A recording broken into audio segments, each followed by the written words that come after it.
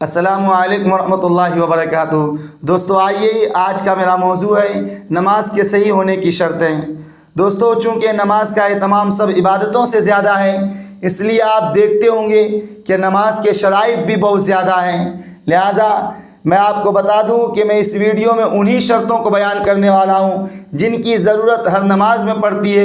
ان کے علاوہ جو بعض خاص نمازیں مثلا نماز جمعہ، نماز عیدین وغیرہ، تو ہم ان کے لیے الگ اسپیشل ویڈیو لائیں گے۔ تو دوستو آئیے شروع کرتے ہیں۔ ایک نمازی کے لیے کن کن چیزوں کا پاس و لحاظ رکھنا ضروری ہے کہ جن کے بغیر نماز ہی درست نہیں ہوتی ہے۔ دوستو ان شرائط میں سے پہلے نمبر پر جو شرط آتی ہے وہ ہے طہارت، یعنی انسان کے اندر پاکی کا ہونا۔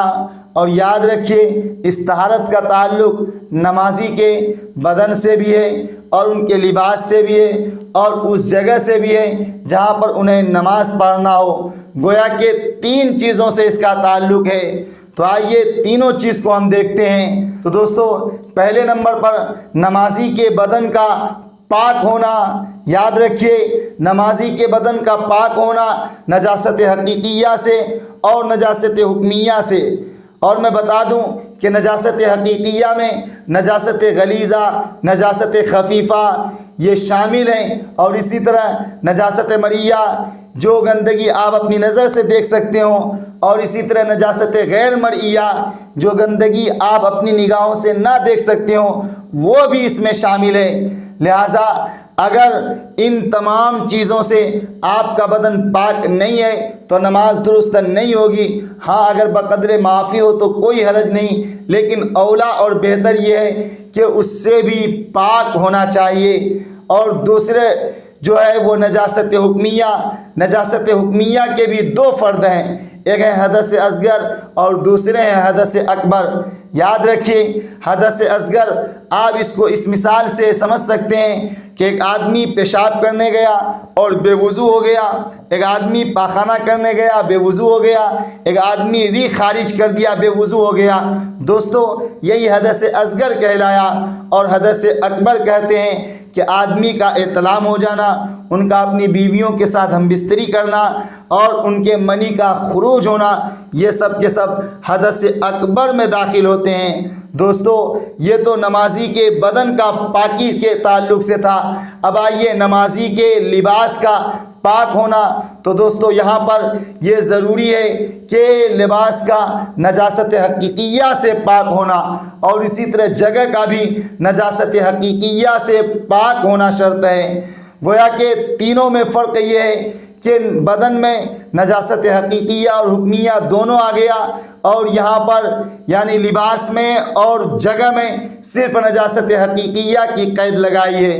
دوستو اگر کوئی ناپاک جگہ پر نماز پڑھنے کا ارادہ کر رہا ہو، اس کے علاوہ کوئی اور جگہ نہیں مل رہا ہو، تو ایسی صورت میں چاہیے کہ وہاں پر ایسے کپڑے ڈالیں، ایسے موٹے کپڑے بچھائیں جو کہ اتنے باریک نہ ہوں کہ اس کے اندر کی چیزیں زمین کا حصہ دکھنے لگے۔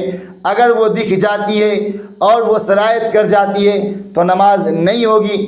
ہاں اگر وہ نہ دکھے نہ سرایت کرے تو نماز درست ہوگی۔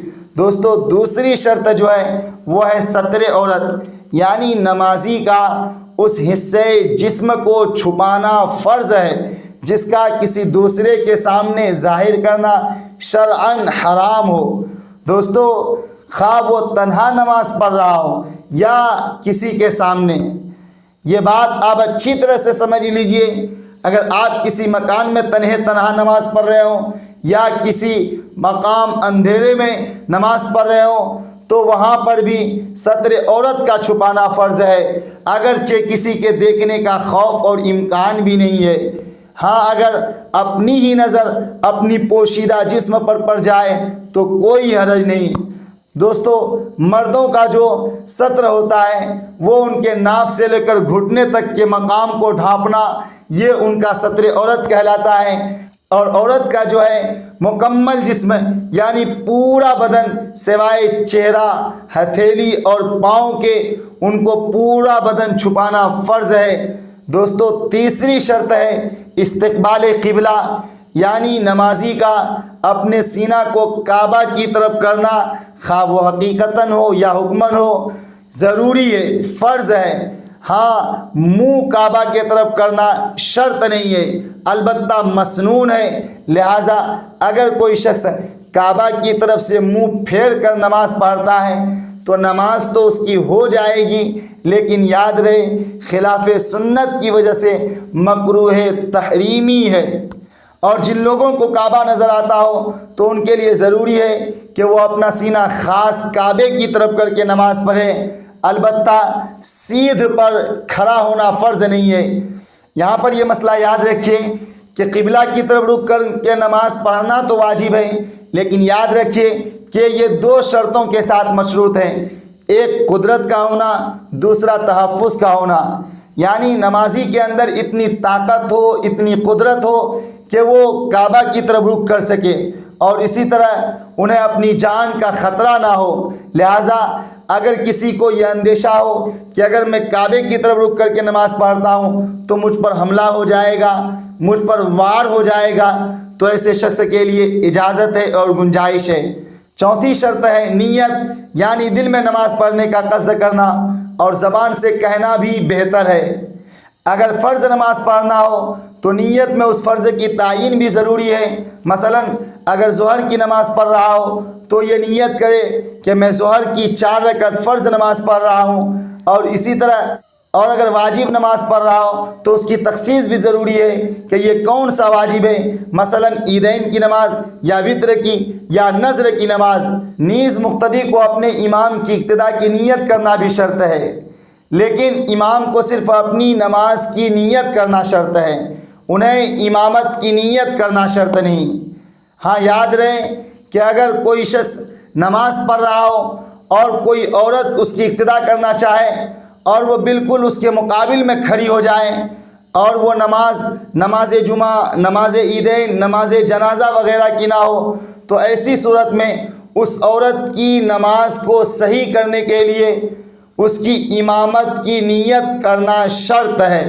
لیکن اگر وہ عورت ان کے مقابل میں کھڑی نہ ہو بلکہ اس کے پیچھے کھڑی ہو، یا نماز جمعہ، نماز عیدین یا نماز جنازہ وغیرہ میں ہو، تو اس کی نیت کرنا شرط نہیں ہے۔ جنازے کی نماز میں یہ نیت کرنا چاہیے کہ میں یہ نماز اللہ کی رضا اور خوشنودی کے لیے پڑھ رہا ہوں۔ اگر مقتدی کو معلوم نہ ہو کہ میت مرد ہے یا عورت تو مقتدی کے لیے اتنا کہہ لینا کافی ہے کہ میرا امام جس کی نماز پڑھتا ہے میں بھی اس کی نماز پڑھتا ہوں۔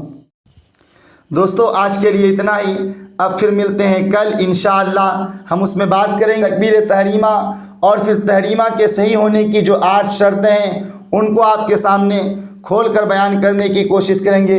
دوستو جاتے جاتے میں آپ کو بتا دوں کہ یہ مسئلہ مسائل پر میرا یہ پہلا ویڈیو ہے، لہٰذا آپ سے مؤدبانہ درخواست ہے کہ آپ اپنی قیمتی رائے سے ہمیں ضرور نوازیں کہ کیا آپ مطمئن ہوئے یا نہیں۔ اگر ہمارے اندر کوئی کمی رہ گئی ہے یا ہمیں کسی اور چیز کی اصلاح کی ضرورت ہے تو آپ ہمیں اس کی رہنمائی بلا جھجک کر سکتے ہیں۔